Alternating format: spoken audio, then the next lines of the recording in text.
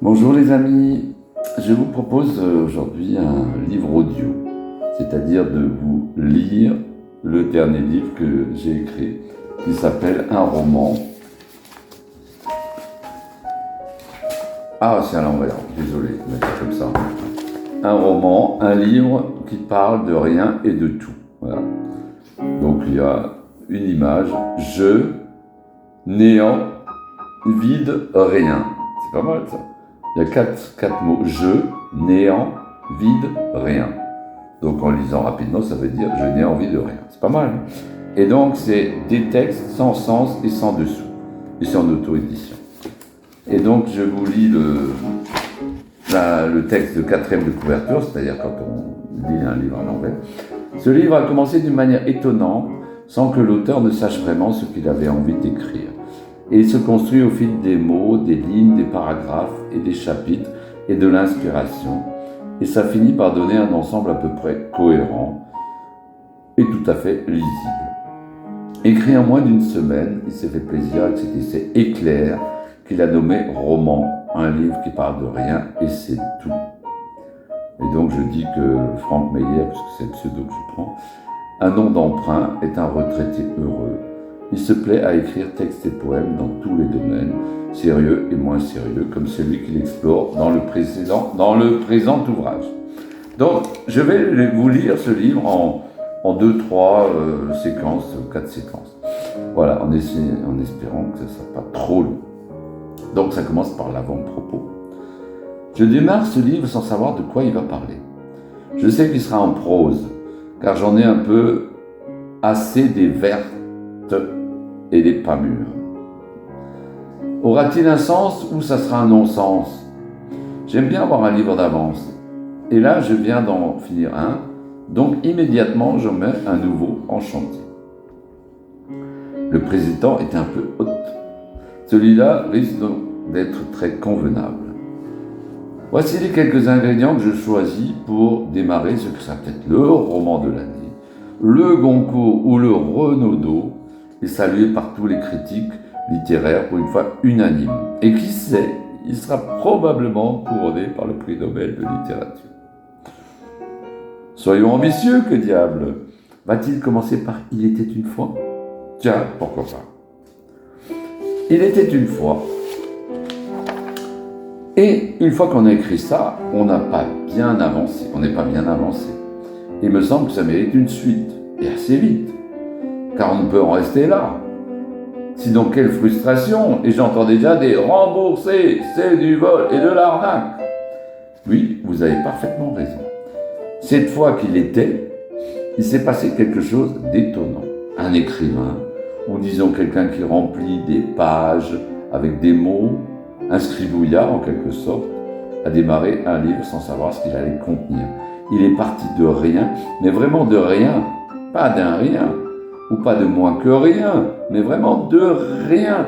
Il a dû se creuser les méninges pour démarrer de ce rien. Avez-vous déjà réussi à penser à rien? Vous le savez bien que c'est très dur, car penser à rien, c'est déjà penser à quelque chose. Pour moi, c'est pareil, écrire rien tout en tapant au clavier, c'est dur, vraiment très dur. On a beau dompter ses doigts et leur dire « stop, ne tapez rien », vous savez bien que nous devons faire quelque chose de rien ou avec rien. Écrire quelque chose de rien, ça démarre très fort. Et j'en ai déjà le vertige. Non, pas de vers. J'ai déjà dit ça. Donc pas de vers, ni de rime, ni de pied. Ça ne rime à rien. Et laissons les vers solitaires. Et laissons donc pied sur la table. J'ai déjà dit que ce sera de la prose. Et pas forcément morose. Non, elle peut être gaie. Le rien peut être joyeux. C'est mieux un rien joyeux plutôt qu'un rien triste ou morose. Vous en conviendrez? Fin de ce préambule ou des entrées en matière. Donc il y aura 3 ou 4 ou 5 parties pour ce livre. Merci les amis.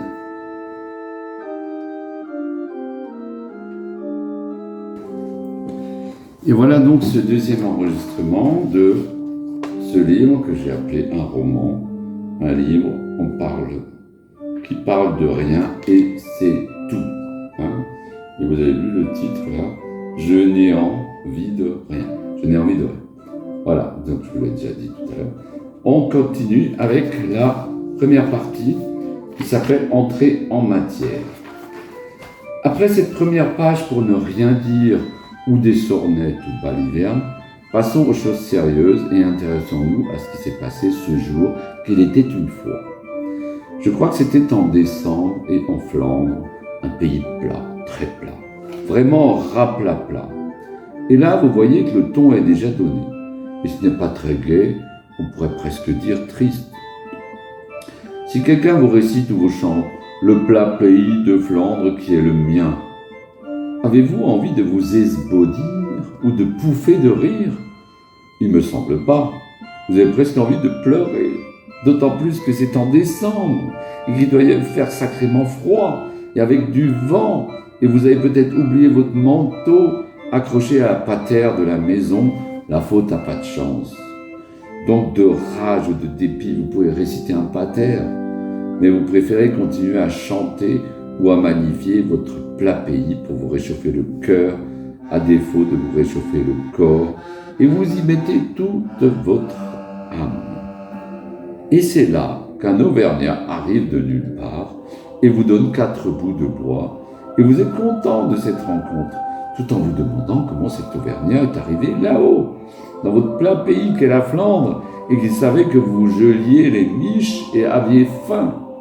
Et c'est là qu'une hôtesse a surgi avec 4 miches de pain qu'elle avait sorties de sa huche. C'est très étonnant. Et aussi surprenant que ça paraisse, vous pensez à leur mort.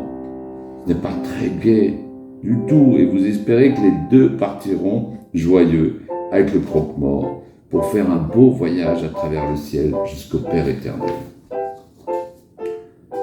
Et puis là, vous entendez une belle femme, vous l'imaginez tout en noir, et elle vous chante « Dis, quand reviendras-tu? Le sais-tu au moins ?» Et bien sûr, vous n'en dites que vous n'en savez rien, puisque vous ne saviez même pas que vous étiez parti. Et là, un barbu chevelu surgit et chante à la longue dame brune une belle chanson. Et ça commence à vous rendre joyeux. Toujours et de plus en plus étonnant, un fou chantant parle de sa douce France, sauf que vous êtes en Belgique. Mais c'est pas très grave car la chanson vous plaît bien. Et d'un coup, vous voyez passer le facteur H à bicyclette, suivi de sa fille. Elle pédale derrière lui plein d'entrain.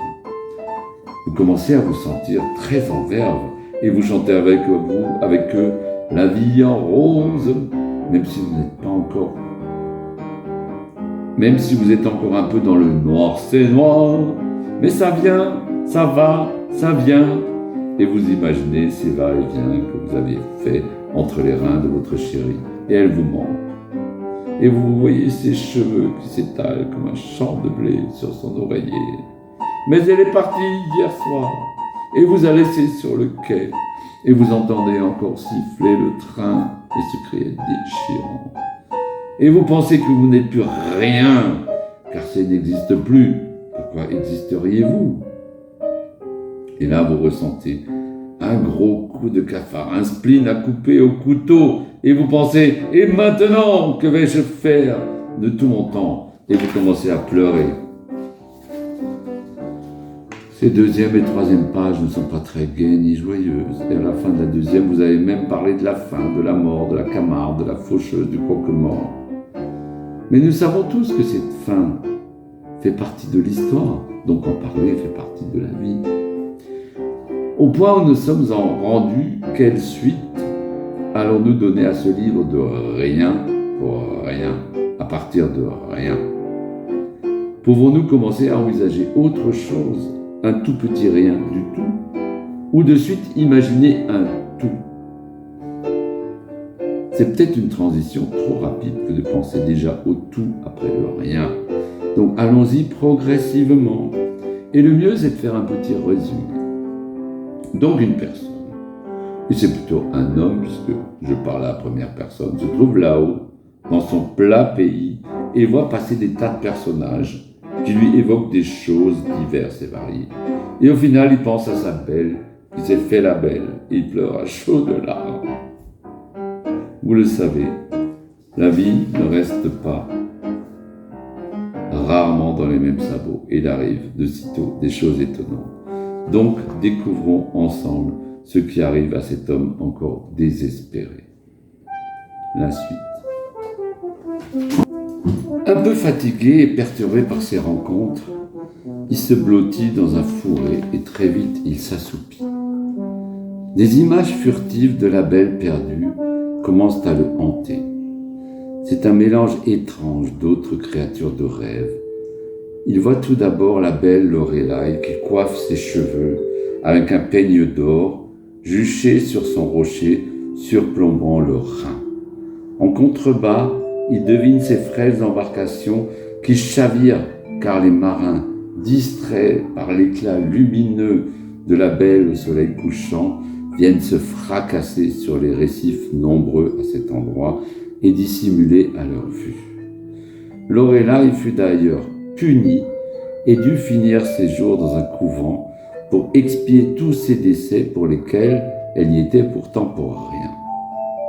On murmure que dans le couvent, elle continuait à se peigner les cheveux, mais les dissimulait soigneusement sous sa cornette. Puis, il entendit un doux chant nostalgique qui l'a littéralement pris sous son charme. C'était Solveig, délaissé, qui appelait son pire, parti vagabonder dans de lointaines contrées. Et là, il était en errance en Égypte, près du Sphinx. Il se dit que ce pire avait beaucoup de chance d'avoir une si belle amoureuse qui l'attend patiemment. Et de suite, il pense à Pénélope qui attend son Ulysse. Et qui l'attend, lui? Il doit bien se l'avouer qu'il n'y a personne, qu'il est toujours seul et triste.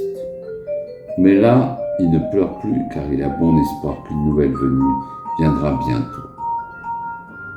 Et là, d'un coup, il eut l'embarras du choix. 9 Valkyries, servantes de Wotan, déambulent devant ses yeux incrédules. Elles sont toutes très belles, et pour lui, en choisir une est une vraie gageure.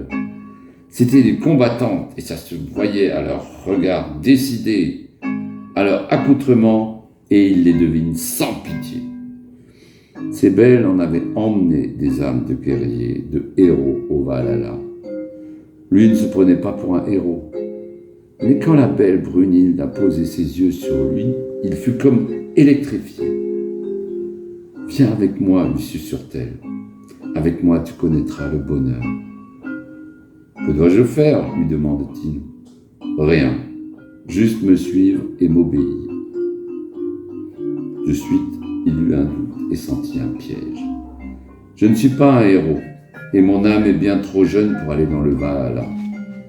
Comme tu veux. Il est probable que tu regretteras ce choix. » Et immédiatement, elle disparut, ainsi que ses consoeurs, et se réveilla en nage et en sursaut. Et dans sa tête résonnaient encore tous ces airs nordiques de Grieg, germaniques de Wagner et de Strauss, et ça lui donnait des frissons. Il aimait la musique, et toute la musique, toutes les musiques. Et ce qu'il a entendu dans son rêve l'a propulsé vers la joie la plus pure.